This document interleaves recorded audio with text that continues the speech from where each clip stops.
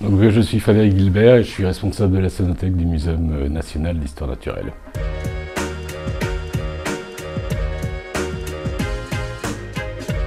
Alors, la Sonothèque a été créée au départ à partir d'une base de données qui s'appelle Muséum Média, qui était spécialisée dans les photos, et ensuite qui s'est un peu diversifiée sur les sons, les films.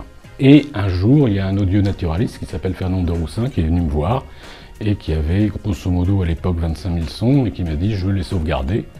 Et comme moi j'étais déjà sur ce projet-là, on est parti à faire cette base de données à partir des sons de Fernand de Roussin.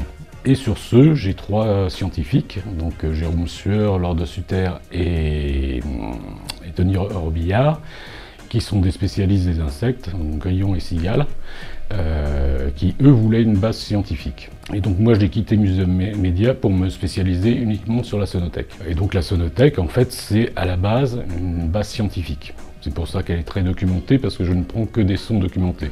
Mais du coup, comme il y a un portail internet, c'est aussi pour le grand public. Alors évidemment, le grand public n'a accès qu'à 30 secondes de son, alors que des fois j'ai des sons qui sont de 1 heure, 1 heure 30. L'idée c'est d'arriver à se positionner entre Xenocanto, qui est une base de données spécifiquement oiseaux, mais très grand public, des scientifiques qui font des pièges à son, mais qui ne sont pas de très bonne qualité et qui tournent 24 heures sur 24, donc ça oblige à un stockage énorme. Alors moi, mon idée c'est d'être entre les deux, donc être une collection de références. Et j'ai des gros contributeurs comme Fernand de Roussin qui Fernand de Roussin il a actuellement 50 000 sons.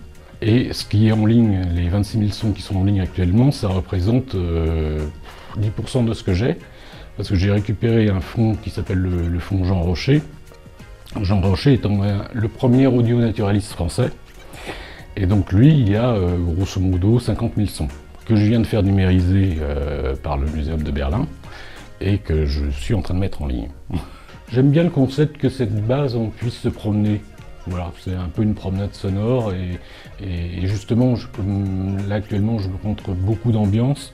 Bah, c'est peut-être aussi ça, c'est d'avoir des ambiances de milieux qu'on ne connaît pas, comme la toundra ou la savane ou les forêts tropicales.